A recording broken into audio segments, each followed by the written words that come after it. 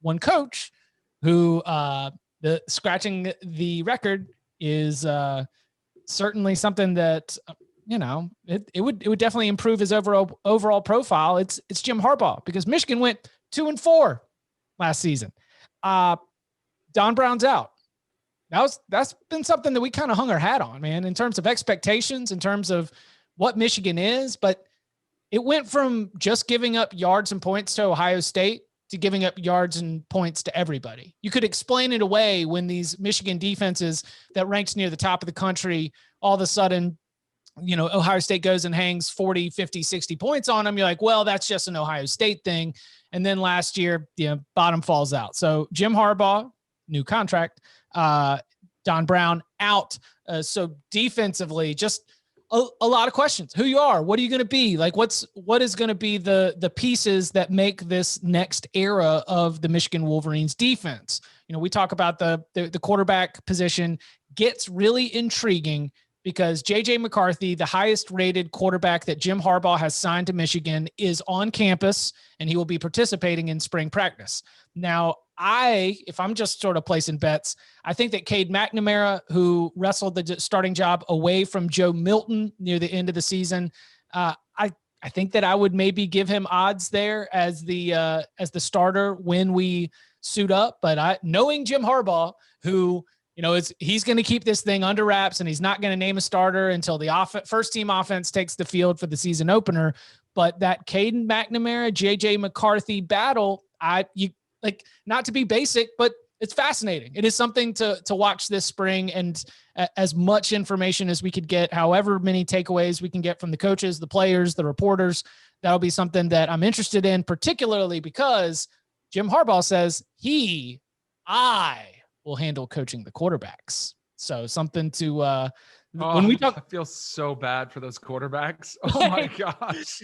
This is what kind of micromanaging is going to be going on right now with Harbaugh, and seeing that, that looming figure coming in there, asking you every question, but maybe it'll make them more ready for the pressure of playing quarterback in Michigan. And if I was Harbaugh and the lack of success that you've had, you're supposed to be a former quarterback who's supposed to be able to groom quarterbacks.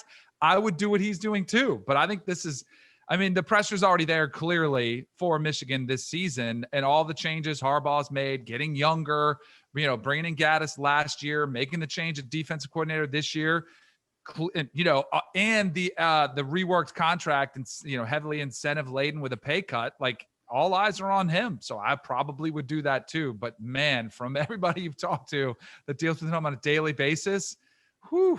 And if you were an opponent of his, I would suggest, now this is bad, this is going to sound bad, but I would be like, hey, are you sure you're going with the 20-hour rule? Because he's going to be getting extra time with those quarterbacks. If I was Ohio State, Penn State, I'd be like, you guys may want to send somebody over there, or you reach out to these quarterbacks and whoever loses the competition, be like, hey, how much time are you guys getting in the room with Harbaugh? Because it's going to be about 40 hours with him. Michigan fans are going to like Doc standing now after that, because they think they do everything extremely, extremely clean, even though Harbaugh had a sleepover at a recruit's house and was the guy who basically invented satellite camps.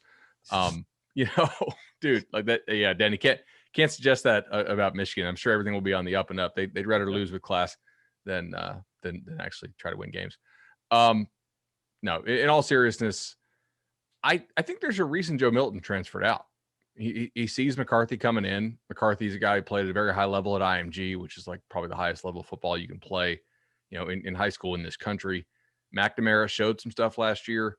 This offense is a pretty good amount of returning talent. I mean, they're top third in the country in returning production per Conley's numbers. I also think if we're going to talk about Soraka not having a spring and all these new coordinators not having a spring, we need to mention Gaddis really didn't have a spring. So I think Michigan will be an improved team this year. I did our, projecting the win totals way too early for 24/7 Sports. I gave 8-4, which I think they can get to. This offense should be better. Yeah, I think McCarthy is going to play a huge role in what Michigan is in 2021, and I've had a hard time trying to cipher through the hype and stuff, because Michigan fans are obviously very excited about him because he was a highly rated recruit, and they've been dying for a QB, but it It's not all that different from the way that they felt when Shea Patterson committed from Ole Miss, and we saw that worked, but it wasn't what they'd hoped it would be. And I know McCarthy because he's from suburban Chicago. He went to a high school out here for the first 3 years of his career, Nazareth Academy, which is not far from where I grew up and where I played in high school, although different conference because it's a private school. But the competition, and I don't want to dog my own the own area of where I grew up and played in. Man, is it at least 11 man? Yeah. Oh, yeah. I mean, it's suburban Chicago, Chip. It's not like there's 200 kids in the town. I mean, Will Greer was out here lighting it up with 8-man football. So, you know, I'm always a little bit cautious. But like, it's not even as far as like suburban Chicago football. I wouldn't call that our area of the suburbs to be the highest quality of football. So he did play well at IMG, because I want to know what you think, Bud, of him, comparing him to other prospects and other highly rated 5-star QBs, because I do think that's a huge area. But I also think that what's going to be interesting to me besides that this spring is what that defense is going to look like, because they brought in Mike McDonald from Baltimore, who obviously probably came with a recommendation from John Harbaugh. I mean, it's not hard to do the connections there, but he's never been a defensive coordinator. So I don't really know what he's going to run. But if you look at some of the defenses he's coached with, and you look at kind of what they did in recruiting, because they're getting a little beefy at the defensive tackle area, I think we're probably going to see, while everybody's hybrid and everybody's, Multiple and aggressive and blah, blah, blah, I think we're probably going to see Michigan maybe transition to more of a 3-4, or at least begin that process. So for me, if I'm a Michigan fan in the spring, I'm really interested in seeing what the defense looks like, just so I know what we're getting into. It's odd front, like all the way. I mean, it almost has to be. I think it suits the personnel that they have right now. Tom, you mentioned no coordinator experience. Nobody on their defense has ever called a defense, and all their coaches are under 40. So this is like a big time change from what they had with the wisdom of Don Brown. I think one of the things you might see from Michigan is they were one of these crazy covariance defenses, right? Like they were really good against bad offenses, because like bad offenses just couldn't handle some of the pressure stuff they did.